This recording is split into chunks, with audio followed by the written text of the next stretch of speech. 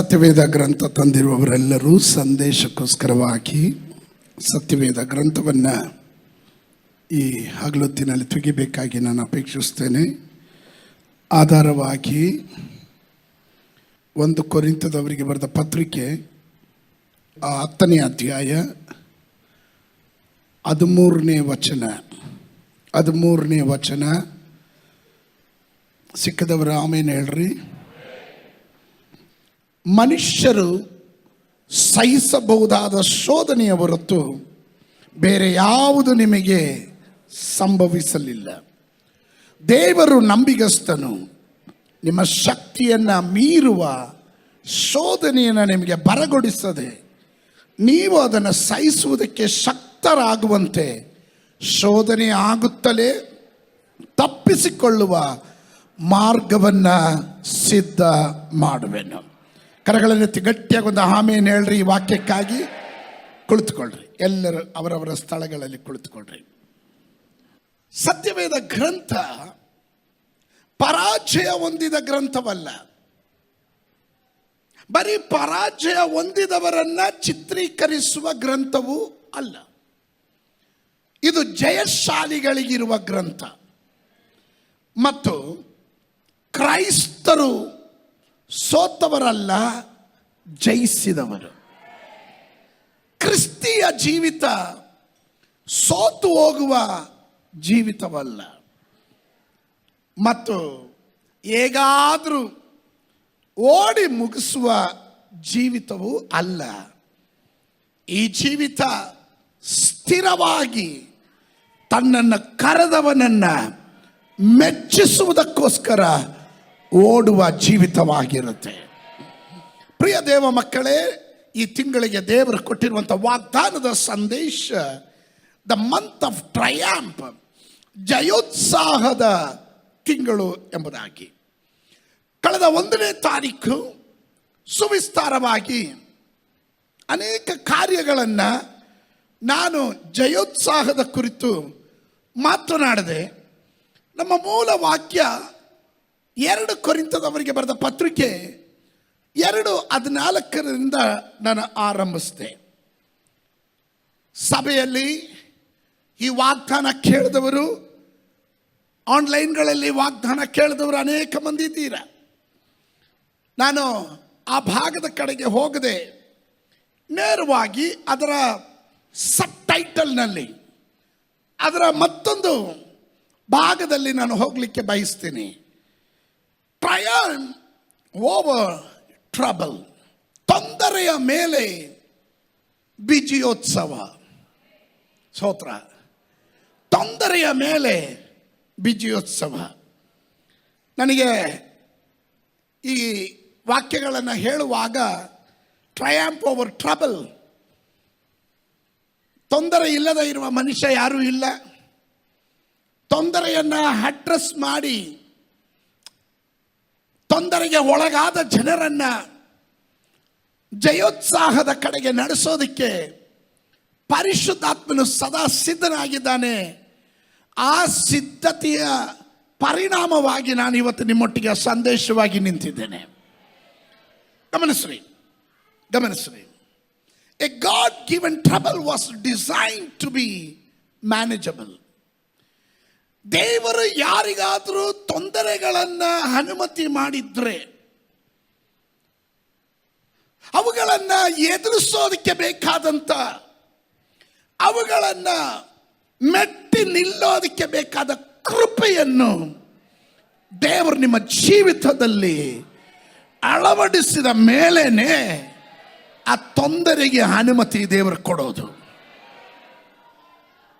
ನಮ್ಮಲ್ಲಿ ಅನೇಕರು ಹೇಳುವಂಥ ಒಂದು ಮಾತಿದೆ, ಕಷ್ಟ ಯಾರಿಗಿಲ್ಲ ಬಿಡ್ರಿ, ಕಷ್ಟ ಮನುಷ್ಯರಿಗಲ್ದಿರೆ ಮರಕ್ಕೆ ಬರುತ್ತಾ ಅಂತ. ಆದರೆ ವಿಶ್ವಾಸಿಗಳಿಗೆ ಇದು ಗೋಚರ ಆಗೋದು ಬಹಳ ತಡವಾಗಿ. ವಿಶ್ವಾಸಿಗಳು ಚೆನ್ನಾಗಿ ಅರ್ಥ ಮಾಡ್ಕೊಳ್ಬೇಕು, ಕಷ್ಟ ಇಲ್ಲದೆ ಇರುವ ಮನುಷ್ಯ ಇಲ್ಲ, ದುಃಖ ಇಲ್ಲದೆ ಇರುವ ಮನುಷ್ಯ ಇಲ್ಲ, ತೊಂದರೆ ಇಲ್ಲದೆ ಇರುವ ಮನುಷ್ಯ ಈ ಲೋಕದಲ್ಲಿ ಯಾರೂ ಇಲ್ಲ.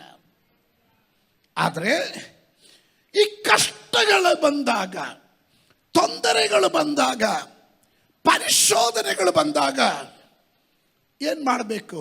ಟ್ರಬಲ್, ತೊಂದರೆ. ಅದಕ್ಕೆ ಅನೇಕ ಕಾರ್ಯಗಳನ್ನು ಹೇಳ್ತಾರೆ.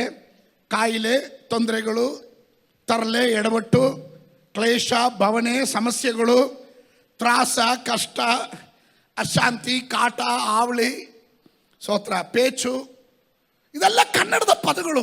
ಒಂದೇ ಒಂದು ತೊಂದರೆ ಅನ್ನೋ ಒಂದು ಪದ ಅಲ್ಲ. ಏನು ಕಾಟ ಕಣ್ರಿ, ಅದು ತೊಂದರೆನೇ. ಪೇಚಿಗೀಡಾದ್ರಿ, ಅದು ತೊಂದರೆನೇ. ಅಂದರೆ ಏನು? ತೊಂದರೆಗೀಡಾಗಿದ್ದಾರೆ ಅಂತ. ಏನು ಆವಲ್ರಿ ಅವ್ರದ್ದು, ಅದು ತೊಂದರೆನೇ. ಏನು ತರಲೆ ಮಾಡ್ತಾರ್ರಿ, ಅದು ತೊಂದರೆನೇ. ಎಷ್ಟು ಜೀವನದಲ್ಲಿ ಎಡವಟ್ಟು ಮಾಡ್ಕೊಂಡಿದ್ದಾರೆ ಅಂದರೆ ಅದು ತೊಂದರೆನೇ. ಇದೆಲ್ಲ ಪದಗಳು ತೊಂದರೆಗೆ ಕೊಡುವಂಥ ಪದಗಳು.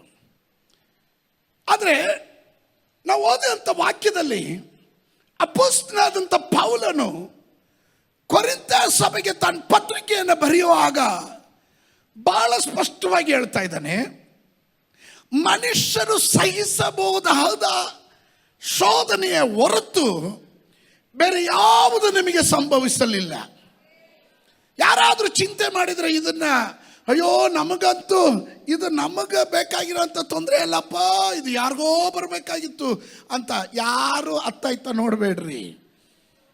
ಮನುಷ್ಯರಿಗೆ ದೇವರು ಶೋಧನೆಯನ್ನು ಅನುಮತಿ ಕೊಟ್ಟಿರೋದಾದರೆ ದೇವರಿಗೆ ಗೊತ್ತು ಅದರ ಸಾಂದ್ರತೆ ಎಷ್ಟು, ಅದರ ತೀಕ್ಷ್ಣತೆ ಎಷ್ಟು, ಅದರ ಪ್ರಭಾವ ಎಷ್ಟು, ಅದರ ಅಂತ್ಯ ಯಾವ ರೀತಿಯಲ್ಲಿ ಆಗಿರುತ್ತೆ, ಅದರ ಮೇಲೆ ನನ್ನ ಜನ ಯಾವ ರೀತಿ ಜಯಶಾಲಿಗಳಾಗಿ ಅವರನ್ನ ಹೊರಗಡೆ ತರಬೇಕು ಅಂತ ನನ್ನ ದೇವರು ಚೆನ್ನಾಗಿ ಬಲ್ಲವನಾಗಿರ್ತಾನೆ. ಇನ್ನ ಕೀರ್ತನೆ 119 71ನೇ ವಚನ, ಕಷ್ಟಾನುಭವವು ಹಿತಕರವಾಯಿತು, ಅದರಿಂದಲೇ ನಿನ್ನ ನಿಬಂಧನೆಗಳನ್ನು ಕಲಿತೆನು. ಕೀರ್ತನೆಕಾರನ ಹೇಳ್ತಾನೆ, ನನಗೆ ಕಷ್ಟ ಬಂದಿದ್ದು ಒಳ್ಳೇದಾಯಿತು. ಸ್ತೋತ್ರ ಹೇಳಲಿಲ್ಲ ನೋಡ್ರಿ. ಕೀರ್ತನೆಕಾರನ ಸಂಗಡ ನಾವು ಎಷ್ಟು ಜನ ಹೇಳಲಿಕ್ಕೆ ಸಾಧ್ಯ? ಕಷ್ಟಾನುಭವವು ಹಿತಕರವಾಯಿತು. ಓ ಯಾರಪ್ಪ ಹಿಂಗೆ ಹೇಳ್ತಾರೆ? ಕಷ್ಟ ಬಂದರೆ ದುಃಖ, ಭಾರಿ ನಿರಾಶೆ, ನಿರುತ್ಸಾಹ ತಾಂಡವ ಆಡ್ತಾ ಇರ್ತಾನೆ ನಮ್ಮ ಮುಂದೆ. ಇಲ್ಲಿ ಕೀರ್ತನೆಕಾರನ ಹೇಳ್ತಾನೆ, ಕಷ್ಟಾನುಭವವು ಹಿತಕರವಾಯಿತು. ಯಾಕೆ? ಅದರಿಂದಲೇ ನಿನ್ನ ನಿಬಂಧನೆಗಳನ್ನು ಕಲಿತೆನು. ಇದರ ಒಳಗಡೆ ಅನೇಕರು ಇವತ್ತು ಇದರ ಒಳಗಡೆ ಕುಳಿತು ಸ್ತೋತ್ರ ಹೇಳೋದಕ್ಕೆ ಕಾರಣ, ಒಬ್ಬೊಬ್ಬರಿಗೂ ಒಂದೊಂದು ತೊಂದರೆಗಳಿತ್ತು, ಒಬ್ಬೊಬ್ಬರಿಗೂ ಒಂದೊಂದು ಪ್ರಯಾಸ ಇತ್ತು. ಕೆಲವರಿಗೆ ಹಣಕಾಸಿನ ಮುಗ್ಗಟ್ಟು, ಕೆಲವರಿಗೆ ಶಾರೀರಿಕವಾದ ಇಕ್ಕಟ್ಟು, ಕೆಲವರಿಗೆ ಮಾನಸಿಕವಾದಂಥ ಸಂಕಷ್ಟಗಳು, ಪ್ರಯಾಸಗಳು, ಒತ್ತಡಗಳು, ಜೀವಿತದ ಜಿಗುಪ್ಸೆಗಳು, ಇದೆಲ್ಲ ಬಂದದ್ದರಿಂದಲೇ ಕರ್ತನು ಯಾರು, ದೇವರ ವಾಕ್ಯ ಏನು, ಅದರ ನಿಬಂಧನೆಗಳೇನು, ದೇವರು ಯಾರು ಎಂದು ಅರ್ಥ ಮಾಡಿಕೊಳ್ಳೋದಿಕ್ಕೆ ದೇವರು ನಮಗೆ ಭಾಗ್ಯವನ್ನು ಕೊಟ್ಟನು.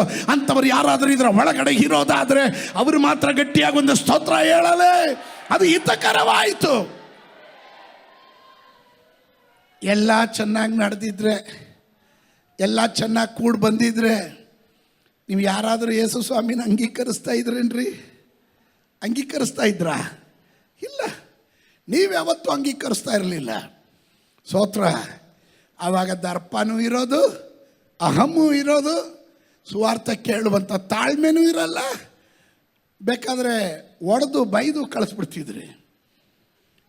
ಪ್ರಯಾಸಗಳ ಮಧ್ಯದಲ್ಲಿ, ನಿಂದೆಗಳ ಮಧ್ಯದಲ್ಲಿ, ವೈದ್ಯಶಾಸ್ತ್ರವು ಸೋತು ಸುಣ್ಣವಾದಾಗ, ಸಮಾಧಾನ ಇಲ್ಲದೆ ಇದ್ದಾಗ, ಜೀವಿತದಲ್ಲಿ ಇನ್ನು ಬದುಕಿ ಪ್ರಯೋಜನ ಇಲ್ಲ ಎಂಬ ಜಿಗುಪ್ಸೆಗೆ ಒಳಗಾದಾಗ, ಆಗ ನಿನ್ನ ಬಳಿಯಲ್ಲಿ ನೀನರಿಯದೆ ಯಾರೋ ಸುವಾರ್ತಿಕರು ಬಂದರು, ಯಾರೋ ದೇವರ ವಾಕ್ಯವನ್ನು ಹೊತ್ಕೊಂಡು ಬಂದರು. ಎಲ್ಲಿಂದಲೋ ಒಂದು ವಾಕ್ಯ ನಿನ್ನ ಹೃದಯದಲ್ಲಿ ಸ್ಪರ್ಶಿಸಿತು. ಆ ವಾಕ್ಯದ ನಿಮಿತ್ತವಾಗಿ ನೀನು ದೇವರನ್ನ ಕಂಡುಕೊಂಡೆ. ಹಲ್ಲೆಲೂಯ. ಆ ಪ್ರಯಾಸ ಇದ್ದಿದ್ದರಿಂದ ಅದಕ್ಕೆ ಕೀರ್ತನಕಾರನ ಹೇಳ್ತಾನೆ, ಕಷ್ಟಾನುಭವವು ನನಗೆ ಹಿತಕರವಾಯಿತು, ಆದ್ದರಿಂದಲೇ ನಿನ್ನ ನಿಬಂಧನೆಗಳನ್ನು ಕಲ್ತ್ಕೊಂಡೇನು.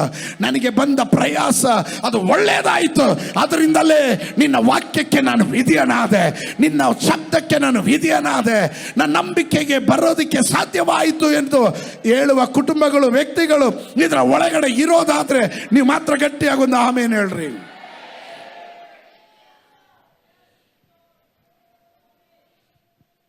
ಈ ತೊಂದರೆಗಳು ಬಂದಾಗ,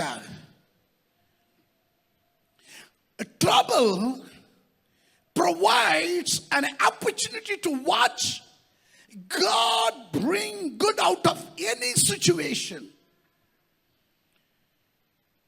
ಯಾವುದೇ ಪರಿಸ್ಥಿತಿಯಿಂದ ದೇವರು ಒಳ್ಳೆಯದನ್ನು ತರುವುದನ್ನು ವೀಕ್ಷಿಸಲು ತೊಂದರೆಯು ಒಂದು ಅವಕಾಶವನ್ನು ಒದಗಿಸ್ಕೊಡ್ತು.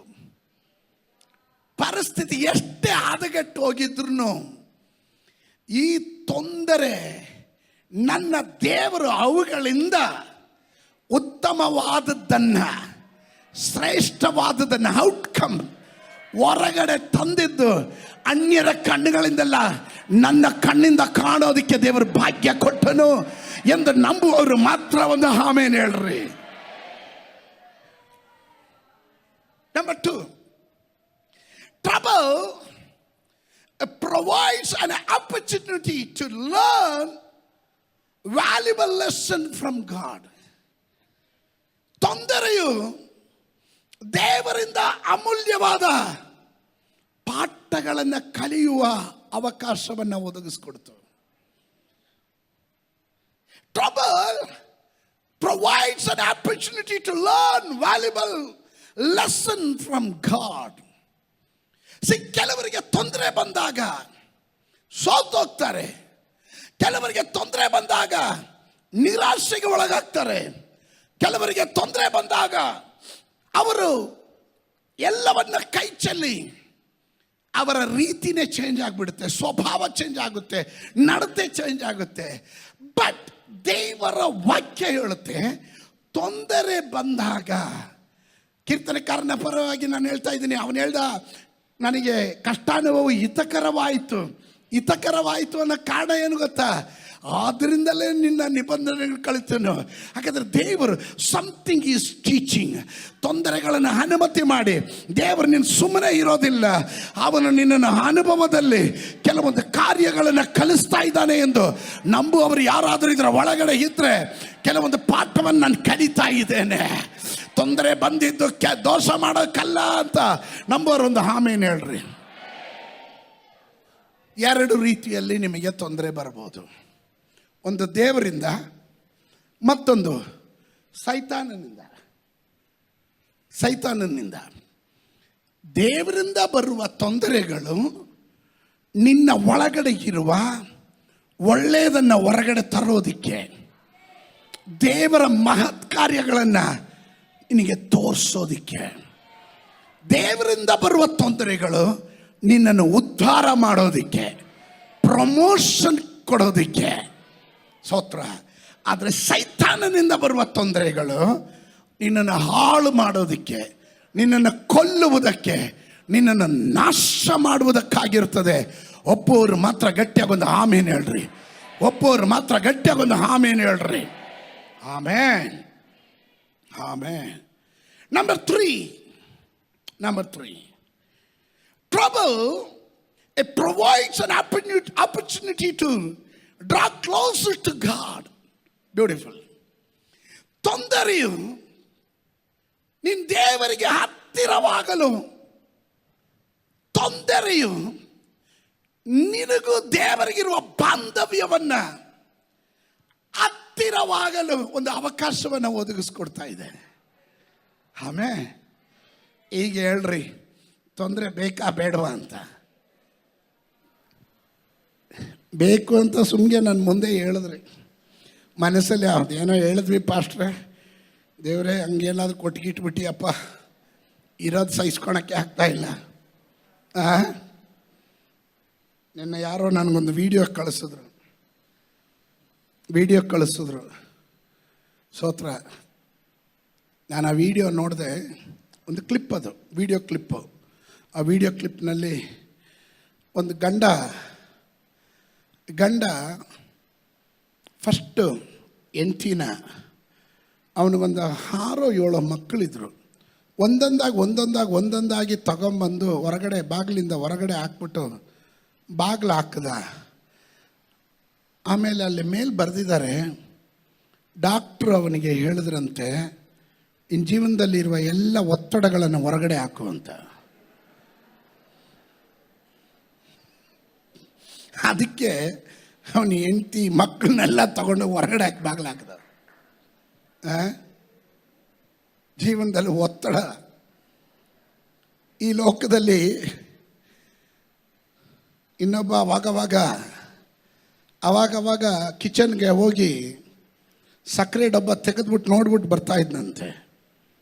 ಹೆಂಡ್ತಿಗೆ ಆಶ್ಚರ್ಯ ಆಯ್ತಂತೆ, ಯಾಕೆ ಇವರು ಅವಾಗವಾಗ ಕಿಚನ್ಗೆ ಹೋಗ್ತಾರೆ, ನೋಡಿದ್ರೆ ಅವಾಗವಾಗ ಹೋಗಿ ಸಕ್ಕರೆ ಡಬ್ಬ ತೆಗೆದುಬಿಟ್ಟು ಮುಚ್ಚಳ ಹಾಕ್ಬಿಟ್ಟು ತಿರ್ಗಾ ಬರ್ತಾರಂತೆ. ಯಾಕೆ ಅಂತ ಹೆಂಡ್ತಿ ಕೇಳಿದ್ರಂತೆ ಗಂಡನಿಗೆ, ರೀ ಏನು ಮಾಡ್ತಾ ಇದ್ದೀರಾ, ಅವಾಗವಾಗ ಕಿಚನ್ಗೆ ಹೋಗಿ ಯಾಕೆ ಸಕ್ಕರೆ ಡಬ್ಬ ತೆಗೆದು ನೋಡ್ಬಿಟ್ಟು ಬರ್ತಾ ಇದ್ದೀರಾ? ಡಾಕ್ಟ್ರು ಹೇಳಿದ್ರು, ರೆಗ್ಯುಲರಾಗಿ ಶುಗರ್ ಚೆಕಪ್ ಮಾಡ್ತಾ ಇರೋ ಅಂತ. ಅದಕ್ಕೆ ಅವನು ಚೆಕಪ್ ಮಾಡ್ತಾ ಇದ್ನಂತೆ.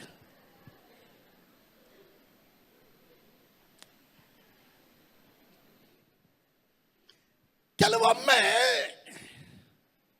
ನಾವುಗಳು ಹೇಳೋದೇನು, ನೀವುಗಳು ಅರ್ಥ ಮಾಡ್ಕೊಳ್ಳೋದು ಏನು ಎನ್ನೋದು ಸ್ವಲ್ಪ ನಮಗೂ ಒಂದು ರೀತಿಯಲ್ಲಿ ಸಕ್ಕರೆ ಡಬ್ಬ ತೆಗೆದವಂತರ ಅನಿಸುತ್ತೆ.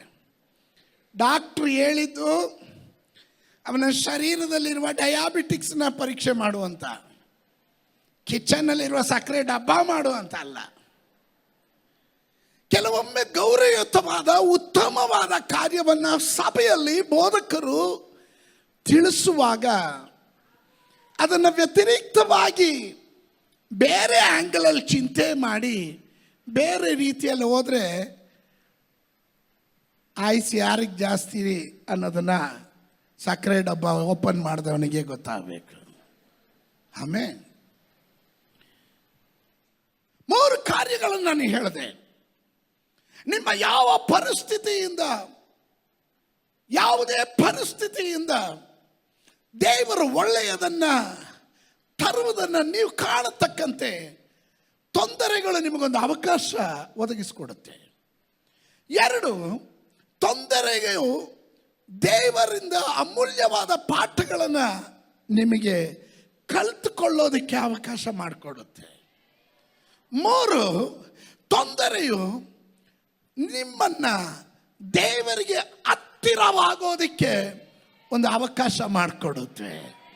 ಆಮೇಲೆ ನಾನು ಇಕ್ಕಟ್ಟಿನಲ್ಲಿರುವಾಗ ನಾನು ಯೆಹೋವನಿಗೆ ಮೊರೆ ಇಟ್ಟನು. When you are in the trouble, you must call upon his name. ಇಕ್ಕಟ್ಟಿನಲ್ಲಿ ಇರುವಾಗ ಕೆಲವರ ಇಕ್ಕಟ್ಟು ಅವರ ಜೀವನದಲ್ಲಿ ಅವರು ಪ್ರಾರ್ಥನೆ ಮೂಲಕ ಅದನ್ನು ಓವರ್ಕಮ್ ಮಾಡೋದಿಲ್ಲ. ಸ್ವಂತ ಬುದ್ಧಿಯಲ್ಲಿ ಅವುಗಳನ್ನು ಮೆಟ್ಟೋದಕ್ಕೆ, ಅದನ್ನು ಜಯಿಸೋಕೆ ನೋಡ್ತಾರೆ. ಯು ವಿಲ್ ಡಿಫೀಟ್, ನೀನು ಸೋಲ್ತೀಯ. ಮನುಷ್ಯನ ಎಲ್ಲ ಪ್ರಯತ್ನಕ್ಕೂ ಒಂದು ಅಂತ್ಯ ಇದೆ. ಆದರೆ ದೇವರು ಒಂದು ಸತಿ ಆರಂಭ ಮಾಡಿದ್ರೆ ಅವನೇ ಆಲ್ಫಾ, ಅವನೇ ಒಮೇಗಾ. ಅವನ ಆರಂಭಿಸದನ್ನ ಅವನೇ ಪೂರೈಸುವಂತನಾಗಿರ್ತಾನೆ. ಇನ್ನು ಯಾಕೋಬನ ಪತ್ರಿಕೆ, ನನ್ನ ವಿಷಯ ತೊಂದರೆಯ ಮೇಲೆ ವಿಜಯೋತ್ಸವ. ಯಾಕೋಬನ ಪತ್ರಿಕೆ 1:12, ಕಷ್ಟವನ್ನು ಸಹಿಸಿಕೊಳ್ಳುವವನು ಧನ್ಯನು, ಅವನು ಪರಿಶೋಧಿತನಾದ ಮೇಲೆ ಜೀವ ಎಂಬ ಜಯಮಾಲೆಯನ್ನ ಹೊಂದುವನು. ಸ್ವಾಮಿಯು ತನ್ನನ್ನು ಪ್ರೀತಿಸುವವರಿಗೆ ಇದನ್ನ ವಾಗ್ದಾನ ಮಾಡಿದ್ದಾನೆ. ಯಾರಿಗೆ ವಾಗ್ದಾನ ಮಾಡಿರೋದು? ಯಾರಿಗೆ ವಾಗ್ದಾನ ಮಾಡಿರೋದು? ತನ್ನನ್ನ ತನ್ನನ್ನು ಗಟ್ಟಿಯಾಗಿ ಯಾರಾದರೂ ಇದರ ಒಳಗಡೆ ಯೇಸುವನ್ನು ಪ್ರೀತಿಸುವವರು ಯಾರಾದರೂ ಇರೋದಾದರೆ ನಿಮಗಿರುವ ವಾಗ್ದಾನ ಏನು ಗೊತ್ತಾ? ನಿಮಗಿರೋ ವಾಗ್ದಾನ ಏನು ಗೊತ್ತಾ? ಜೀವ ಎಂಬ ಜಯಮಾಲೆ, ಜೀವ ಎಂಬ ಜಯಮಾಲೆ. ದೀಕ್ಷಾಸ್ನಾನ ಹೊಂದುವಾಗ ನಾವೊಂದು ಮಾತು ಹೇಳ್ತೇವೆ, ಕಡೆಯವರೆಗೂ ನಂಬಿಗಸ್ತರಾಗಿರೋದಾದ್ರೆ ನೀನು ಜೀವ ಎಂಬ ಜಯಮಾಲೆಯನ್ನ ಹೊಂದುವೆ. Nowadays, ಇವತ್ತಿನ ದಿವಸಗಳಲ್ಲಿ they are not bother about ಕೆಲವರಿಗೆ ಅದರ ಅರಿವೇ ಇಲ್ಲ. ಜೀವ ಎಂಬ ಜಯಮಾಲೆ ಅನ್ನೋದೇ ಅರಿವೇ ಇಲ್ಲ. ಹೇ ಕಮ್ ಆನ್, ನಾನು ಸಭೆಗೆ ಹೋಗ್ತಾ ಇದ್ದೀನಿ, ಅಟೆಂಡೆನ್ಸ್ ಆಗ್ತಾ ಇದ್ದೀನಿ, ನಾನು ಅದು ಮಾಡ್ತಿದ್ದೀನಿ, ಇದು ಮಾಡ್ತಾ ಇದ್ದೀನಿ, ದಾನ ಮಾಡ್ತಿದ್ದೀನಿ, ಧರ್ಮ ಮಾಡ್ತಾ ಇದ್ದೀನಿ, ತೈತ್ ಕೊಡ್ತಾ ಇದ್ದೀನಿ. ಸರ್, ನಿನ್ನ ಜೀವ ಎಂಬ ಜಯಮಾಲೆಯನ್ನ ನಾಶ ಮಾಡ್ಕೊಳ್ಬೇಡ. ಪ್ರಮಾಣದಲ್ಲಿ ನಿಲ್ಲಬೇಕು. ಸತ್ಯವೇದ ಗ್ರಂಥ ಹೇಳುತ್ತೆ, ಕಷ್ಟವನ್ನ ಸಹಿಸಿಕೊಳ್ಳುವವನು ಧನ್ಯನು. ಕಷ್ಟವನ್ನ ಸಹಿಸಿಕೊಳ್ಳುವವನು ಧನ್ಯನು. ಯಾರು ಧನ್ಯರು? ಕ್ರಿಸ್ತನ ನಿಮಿತ್ತ ಕಷ್ಟಕ್ಕೆ ಒಳಗಾಗುವವರು, ದೇವ ನಾಮದ ನಿಮಿತ್ತ ನಿಂದೆಗಳನ್ನು ಕೇಳುವವರು, ದೇವ ನಾಮದ ಹೆಸರಿನಲ್ಲಿ ಅವಮಾನಕ್ಕೆ ಒಳಗಾಗುವವರು, ದೇವ ನಾಮದ ಹೆಸರಿನಲ್ಲಿ ಇಕ್ಕಟ್ಟುಗಳಿಗೆ ಪ್ರಯಾಸಗಳಿಗೆ ಹಾದು ಹೋಗುವವರು, ಲೋಕದ ವ್ಯವಹಾರಗಳಲ್ಲಿ ಸಿಕ್ಕಾಕಿಕೊಳ್ಳದೆ ತನ್ನನ್ನು ಕರೆದವನನ್ನ ಮೆಚ್ಚಿಸುವುದಕ್ಕಾಗಿ ಓಡುವ ಒಂದು ಗುಂಪಿನ ಜನ, ಅವರ ಕುರಿತು ಹೇಳುವ ಮಾತು ಅವರು ಧನ್ಯರು ಎಂಬುದಾಗಿ. ಆಮೇನ್. ನಮ್ಮ ಎಲ್ಲರ ಜೀವನದಲ್ಲೂ ತಗ್ಗು ಗುಂಡಿಗಳು ನಿಶ್ಚಯವಾಗ್ಲೂ ಇದೆ. ಕೆಲವೊಮ್ಮೆ ನೀವು ಎಷ್ಟು ಕಾಲ ಬದುಕ್ತೀರ ಅಂತ ಹೇಳಕ್ಕಾಗಲ್ಲ. ಕೆಲವರು 120 ನಂತರ ಇದ್ರೆ, ಇನ್ನು ಕೆಲವರು 70 80 ಅಂದರೆ ಸಾಕು ಅಂತಾರೆ. ಅದು ಅವ್ರಿಗೆ ಬಿಟ್ಟಿದ್ದು. ನಂಬಿಕೆ. ನಾನು ನಂಬ್ತೀನಿ 120 ವರ್ಷ ಬದುಕಿರ್ತೀನಿ ಅಂತ. ನಂಬಿಕೆ, ತೀರ್ಮಾನ ತಂದೆಯಾದ ದೇವ್ರ ಕೈಯಲ್ಲಿದೆ. ಇವತ್ತು ವಾಪಸ್ ಬಾ ಅಂದರೆ ನಾನು ಹೋಗ್ಲೇಬೇಕು. ಅಯ್ಯೋ ಪಾಸ್ಟರ್ ಹೇಳಿದ್ರಲ್ಲ 120 ಅಂದ್ಬಿಟ್ಟು ಕಾಯ್ತಾ ಇದ್ದಾರೆ, ನಡೆಯಲ್ಲ. ಅದು ನನ್ನ ನಂಬಿಕೆ. ನಿಮ್ಮ ನಂಬಿಕೆ ಏನಿದೆ ಗೊತ್ತಿಲ್ಲ. ಸಾಕು ಬಿಡಪ್ಪ ಈ ಜೀವನ. ಕೆಲವರು ಅರ್ಧಕ್ಕೆ ಮುಟುಕುಗೊಳಿಸ್ಕೊಂಡು ಹೋಗ್ಬಿಡ್ತಾರೆ ನೋಡ್ರಿ. SSLC ಫೇಲ್ ಆಗ್ಬಿಟ್ರೆ ಕೊಟ್ಟಕ್, PUC ಫೇಲ್ ಆಗ್ಬಿಟ್ರೆ ಗೊಟ್ಟಕ್, ಸೋತ್ರ ಸಾಕು ಈ ಜೀವನ. ಏನಾದರೂ ಸಣ್ಣ ಇಕ್ಕಟ್ಟು ಬಂದರೆ ಸಾಕು ಜೀವನ. ದಯವಿಟ್ಟು ಗಮನಿಸಿ, ಈ ಜೀವಿತದಲ್ಲಿ ಎಷ್ಟು ವರ್ಷ ಬದುಕಿರ್ತೀರೋ ಆ ಜೀವನದಲ್ಲಿ ಏರು ತಗ್ಗುಗಳು, ತಗ್ಗು ಗುಂಡಿಗಳು ನಿಮ್ಮ ಜೀವನದಲ್ಲಿ ಇದೆ. ಲೈಫ್ ಫುಲ್ ಆಫ್ ಟ್ರಬಲ್ಸ್, ಅನೇಕ ವಿಧವಾದಂಥ ತೊಂದರೆಗಳಿಂದ ತುಂಬಿರುತ್ತೆ. ಆದರೆ ತೊಂದರೆ ಅಂತ ಹೇಳಿ ತೊಂದರೆ ಒಳಗಡೆ ಬಿದ್ದು ನಾನು ಅಲ್ಲೇ ಸಾಯೋದಿಲ್ಲ, ನಾನು ತೊಂದರೆಗಳನ್ನು ಮೆಟ್ಟಿ ಜಯೋತ್ಸಾಹದೊಡನೆ ಹೊರಗಡೆ ಬರ್ತೀನಿ ಎನ್ನುವವರು ಮಾತ್ರ ಶಬ್ದ ತೆಗೆದು ದೇವರಿಗೆ ಮಹಿಮೆ ಕೊಡ್ರಿ. ಶಬ್ದ ತೆಗೆದು ದೇವರಿಗೆ ಮಹಿಮೆ ಕೊಡ್ರಿ. ನನ್ನ ಕುಟುಂಬ ಹೊರಗಡೆ ಬರುತ್ತೆ, ನಾನು ಹೊರಗಡೆ ಬರ್ತೇನೆ. ನಾವು ಜಯೋತ್ಸಾಹವನ್ನು ಕೊಂಡಾಡ್ತೇವೆ. ಸೈತಾನನ ಕೈಯಲ್ಲಿ ಕಟ್ಟಾಕೊಂಡು ನಾನು ಹೊರಗಡೆ ಬರ್ತೀನಿ ಆದರೆ ನೀನು ಆಯುಸಲ್ಲಿ ಬರಲ್ಲ. ಆಯುಸಲ್ಲಿ ಬರಲ್ಲ. ಸೈತಾನನ ಕೆಲಸಗಳನ್ನು ಲಯ ಮಾಡಿ ನೀನು ಜಯೋತ್ಸಾಹದೊಡನೆ ಹೊರಗಡೆ ಬರಬೇಕು. ಇಬ್ರಿಯರಿಗೆ ಬರೆದ ಪತ್ರಿಕೆ, ನಾನು ಇನ್ನು ನನ್ನ ಸಂದೇಶದ ಪೀಠಿಕೆ ಆಗ್ತಾ ಇದ್ದೀನಿ. 10ನೇ ಅಧ್ಯಾಯ 33ನೇ ವಚನ. ಕೆಲವು ಸಾರಿ ನೀವು ನಿಂದೆಗಳನ್ನು, ಸಂಕಟಗಳನ್ನು ಅನುಭವಿಸಿ ಹಾಸ್ಯಕ್ಕೆ ಗುರಿಯಾಗಿದ್ರಿ. ಏನು ಗುರಿಯಾದ್ರಿ? ಹಾಸ್ಯಕ್ಕೆ ಗುರಿಯಾದ್ರಿ. ಕೆಲವು ಸಾರಿ ಅಂಥವುಗಳನ್ನು ಅನುಭವಿಸುವುದರಲ್ಲಿ ಸೇರಿದವರಾಗಿದ್ದು ಕಷ್ಟಾನುಭವಿಗಳಾದಿರಿ. ನನಗೆ ಅರ್ಥ ಆಗಲಿಲ್ಲ ಪದ ನೋಡ್ರಿ, ಸ್ವಲ್ಪ ಬಿಡಿಸಿ. ಸ್ವಲ್ಪ ಈ ಕಷ್ಟ ನಿಮಗೆ ಕೆಲವೊಂದು ಅನುಭವಗಳನ್ನು ತರುತ್ತೆ ಅಂತ. ಕೆಲವು ಸಾರಿ ನೀವು ನಿಂದೆಗಳನ್ನು, ಸಂಕಟಗಳನ್ನು ಅನುಭವಿಸಿ ಪರಿಹಾಸ್ಯಕ್ಕೆ ಗುರಿಯಾದ್ರಿ. ಕೆಲವು ಸಾರಿ ಅಂಥವುಗಳನ್ನು ಅನುಭವಿಸುವುದರಲ್ಲಿ ಸೇರಿದವರಾಗಿದ್ದು ಕಷ್ಟಾನುಭವಿಗಳಾದ್ರಿ. ನಿಮಗೆ ಅನುಭವ ತರ್ತಾ ಇದೆ ಅಂತ. Every troubles teach you a lesson. ಪ್ರತಿಯೊಂದು ತೊಂದರೆಯು ಅದರಲ್ಲಿ ನೀನು ಪಾಠ ಕಲಿಬೇಕು. ಸ್ತೋತ್ರ ಬರಲಿಲ್ಲ. ನಾವು ಓದಂಥ ವಾಕ್ಯದಲ್ಲಿ ಬಹಳ ಅರ್ಥ ಇದೆ. ಪರಿಶೋಧನೆ ದೇವರು ಅನುಮತಿ ಕೊಡಕ್ಕೆ ಮುಂಚೆ ಅದರಿಂದ ತಪ್ಪಿಸ್ಕೊಳ್ಳೋ ಮಾರ್ಗವನ್ನು ಸಿದ್ಧ ಮಾಡಿ ಅವನ ಪರಿಶೋಧನೆಯನ್ನು ಅನುಮತಿ ಮಾಡ್ತಾನೆ. ದಟ್ ಮೀನ್ಸ್ ನೀನು ಅದನ್ನು ಓವರ್ಕಮ್ ಮಾಡತಕ್ಕಂತೆ, ಜಯಶಾಲಿಯಾಗಿ ಹೊರಗಡೆ ಬರತಕ್ಕಂತೆ ದೇವರು ನಿನಗೆ ಅದಕ್ಕೆ ಬೇಕಾದ ಕೃಪೆಯನ್ನು ಕೊಡ್ತಾ ಇದ್ದಾನೆ. ಆದರೆ ಇವುಗಳಿಂದ ಕೀರ್ತನೆಕಾರನ ಹೇಳ್ತಾನೆ, ನನ್ನ ನಿಬಂಧನೆಗಳನ್ನು ಕಲಿತೆನು ಅಂತ. That means every troubles will teach you a lesson. ನಿನಗೊಂದು ಪಾಠ ಕಲಿಸುತ್ತೆ. ಸ್ತೋತ್ರ. ರೋಮಾಪುರದವರಿಗೆ ಬರೆದ ಪತ್ರಿಕೆ 5ನೇ ಅಧ್ಯಾಯವನ್ನು ಓದುವಾಗ 3ನೇ ವಾಕ್ಯದಿಂದ ಅಂತ ಕಾಣುತ್ತೆ, ಉಪದ್ರವದಿಂದ ತಾಳ್ಮೆ ಹುಟ್ಟುತ್ತೆ, ತಾಳ್ಮೆಯಿಂದ ಅನುಭವ ಸಿದ್ಧಿ ಹುಟ್ಟುತ್ತೆ, ಅನುಭವ ಸಿದ್ಧಿಯಿಂದ ನಿರೀಕ್ಷಣವು ಉಂಟಾಗುತ್ತೆ. Praise God. persecution, patience, experience, and then comes hope.